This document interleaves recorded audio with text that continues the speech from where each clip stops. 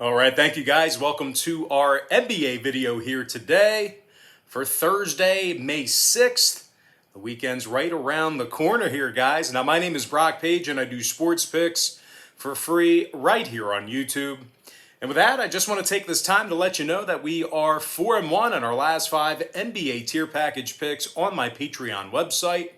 We're also hitting at 65% in our last 17 NBA tier package picks in that very same category. And the good news is this: we have another premium NBA tier package pick going off today on that Patreon page. We currently have over 1,105 members who are signed up and active on that site. And if you want to see which one of these YouTube picks I'm actually betting on personally, link for that page is in the description section below. Once again, that's patreon.com/BrockPage. With that, guys, let's go ahead and jump into it. We're going to start with the Bulls taking on the Hornets, 7 p.m. Eastern start time. The Chicago Bulls are minus 3.5, totals 218.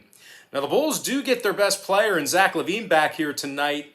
He pretty much spent about 7 months in COVID protocol, it felt like. It wasn't really 7 months, but he was out a long time, taking health precautions there. But anyway, having said that, his right-hand man, Nick Vucevic, he's been battling a hip injury, so keep an eye on him.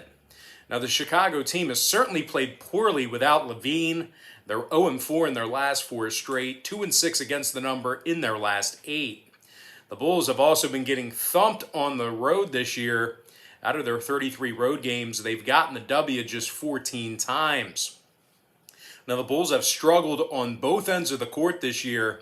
They're in the bottom 10 in scoring on average per contest, bottom 5 in defensive field goal percentage. They're taking on a Charlotte club who won 4 out of their last 7. And they currently have a winning home record at the Spectrum Center. The Hornets have played superbly on the defensive end of the court at home. They're in the top 5 in home points allowed, top 3 in defending the 3 ball in that same category.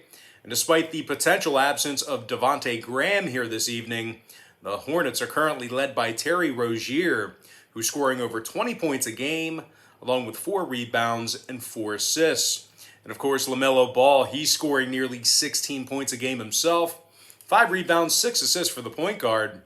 Now, Charlotte holds their opponents to just 107 points per contest at the Spectrum Center, and they also limit their opponents to just 33% shooting from beyond the arc there.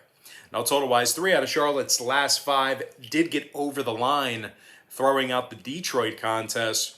Meanwhile, the Bulls are 18-15 to the over as the road team, 60% to the over in their last 10 meetings with Charlotte. I'm going to go ahead and lean toward the Charlotte Hornets plus 3.5 in the over 218. Next ball game, it is going to be Wizards versus the Raptors, 7:30 p.m. Eastern tip-off. The Toronto Raptors are minus 2, numbers 235. And if you like the Wizards in an upset victory on the road here, they're plus 115 for some money line cash.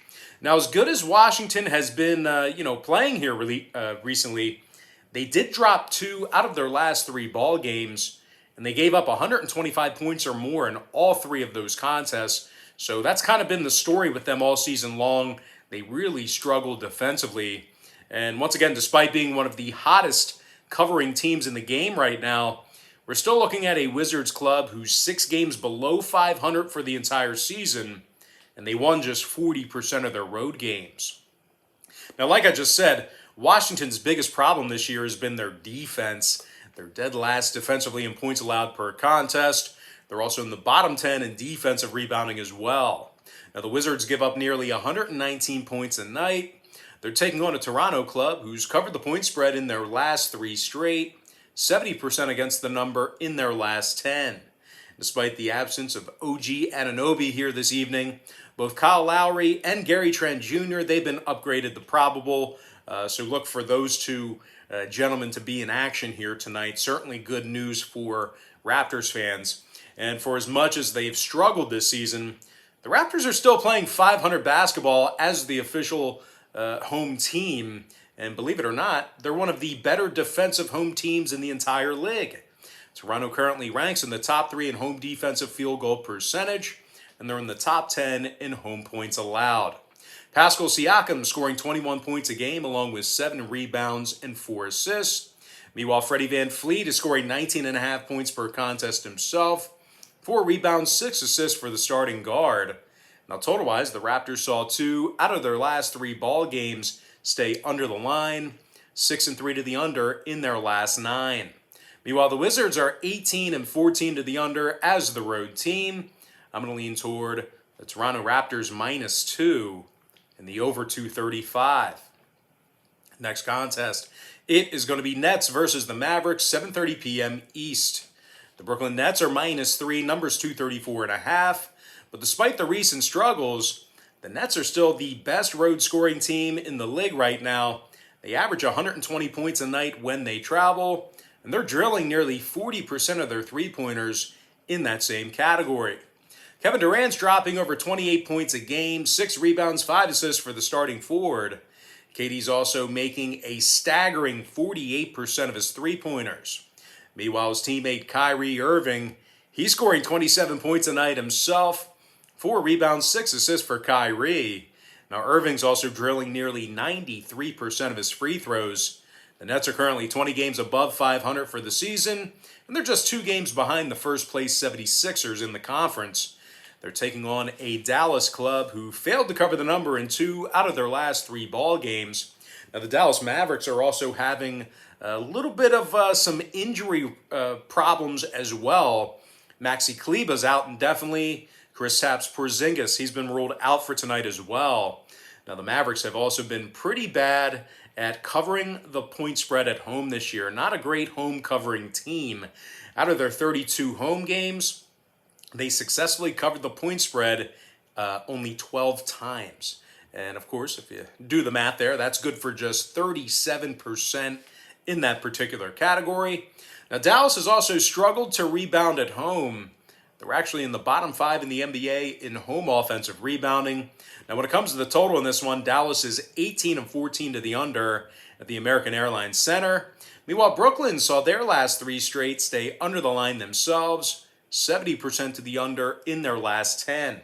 I'm going to lean toward the Brooklyn Nets -3 and the under 234.5. In next contest, it is going to be Grizzlies versus the Pistons, 8 p.m. Eastern tip-off. The Memphis Grizzlies are -9 on the road, numbers 222.5. Now, Memphis has done a real nice job covering the point spread on the road this year.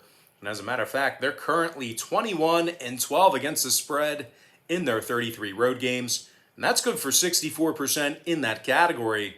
Now, the Grizzlies have been scoring a ton of points on the road this year. They're currently in the top 3 in the NBA in road scoring. Now, in addition to that, they're in the top 3 in road offensive field goal percentage as well. John Morant is averaging 19 points per contest, 3 rebounds, 7 assists for the point guard. Meanwhile, Dylan Brooks is scoring 17 points a game himself, 2 rebounds and a couple assists for Brooks. And thanks to big man Jonas Valanciunas, the Grizzlies are currently in the top 5 in the NBA in offensive rebounding. Now, they're taking on a Detroit squad who's pretty much sitting everyone here tonight. Grant, Plumlee, Joseph, Diallo, and Jackson. They're all out for tonight's contest. Now, the Pistons are currently the second worst team in the entire NBA right now, and they currently find themselves 28 games below 500. Now, the Pistons are scoring just 105 points a game at the Little Caesars Arena. And when it comes to the total in this one, 2 out of Detroit's last 3 did get over the posted total, throwing out the Charlotte game. Meanwhile, Memphis saw their last 3 straight get over the number themselves, 22-11 to the over officially when they travel. So with all that in mind, I'm going to lean toward the Memphis Grizzlies -9 and the over 222.5. Next contest I have for you on the slate here, it is going to be the Hawks versus the Pacers, 8 p.m. Eastern Standard Time. The Atlanta Hawks are -5.5 on the road. Total's 240 even. Atlanta's on a 3-game winning streak. Top 10 in the NBA in offensive rebounding. And equally as impressive, the Hawks are also in the top 10 in defensive rebounding on the other end of the court. Trae Young is scoring 25 points a game, 3 rebounds, 9.5 assists for the young guard. Meanwhile, John Collins is averaging 17.5 points a game himself, along with 7 rebounds. Now they're taking on a Pacer team who plays their absolute worst basketball at home. They actually have the fewest home wins in the Eastern Conference alongside of Orlando. Now the Pacers are arguably the worst rebounding team in the league as well. They're in the bottom 3 in home offensive rebounding, bottom 3 in home defensive rebounding as well. And even worse than all of that, the Pacers have successfully covered the point spread in just 25% of their ball games at the Bankers Life Fieldhouse. So certainly bad things happen at home for the Pacers. Now, Brogdon, Lamb, Sampson, and Sumner, they're all questionable for tonight's action. Miles Turner, he's still out indefinitely. When it comes to the total in this one, the Pacers saw a contest with Sacramento, Detroit, and San Antonio stay under the line here recently. Meanwhile, Atlanta saw 2 out of their last 3 stay under the number themselves. 5 and 2 to the under in their last 7. I'm going to lean toward the Atlanta Hawks minus 5.5 and the under 240. Next ball game, it is going to be Lakers versus the Clippers, 10 p.m. Eastern start time at the Staples Center. The Clippers are the 8-point favorite. They're officially the home team in this one.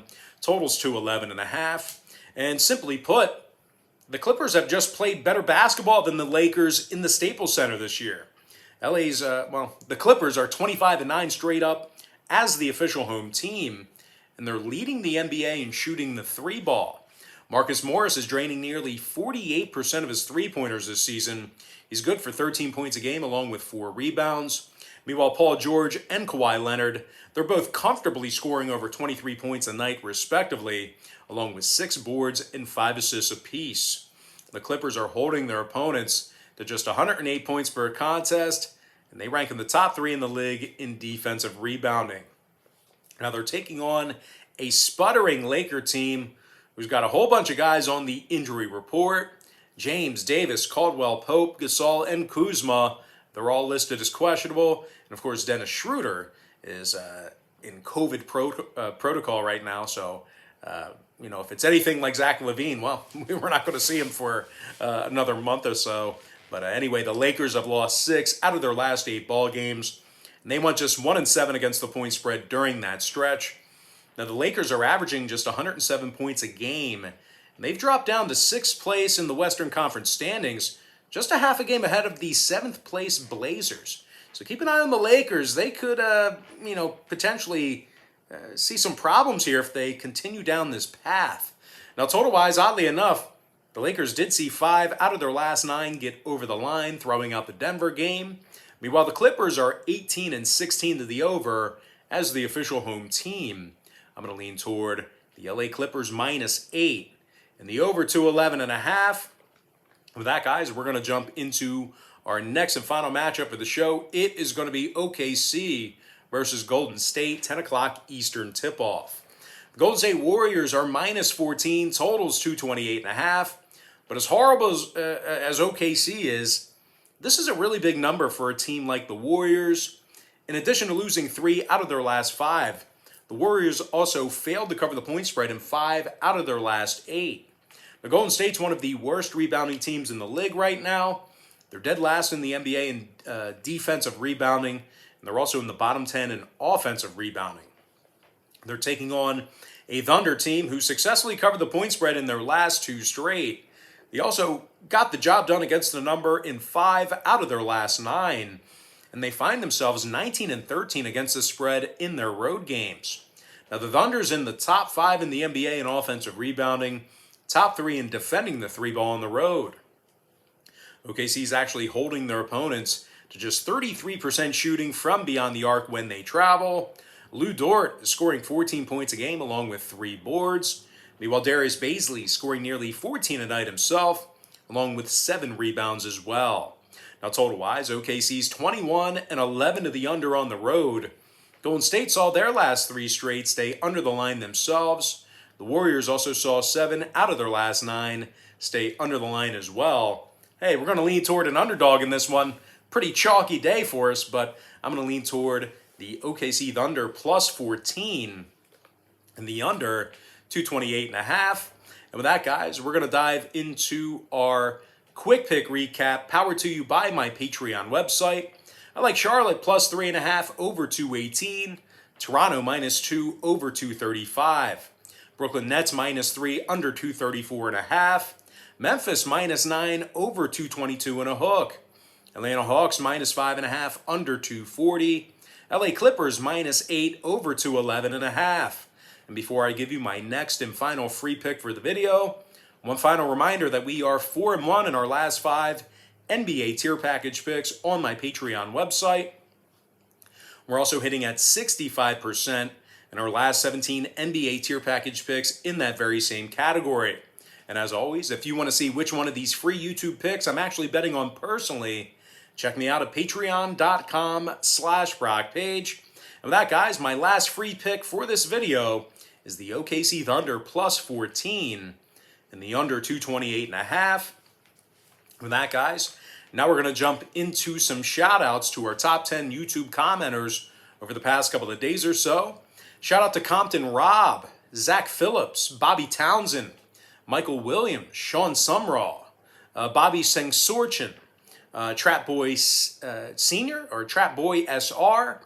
Shout out to Brandon McKay. Shout out to Saw Sensei Master Drip Lord.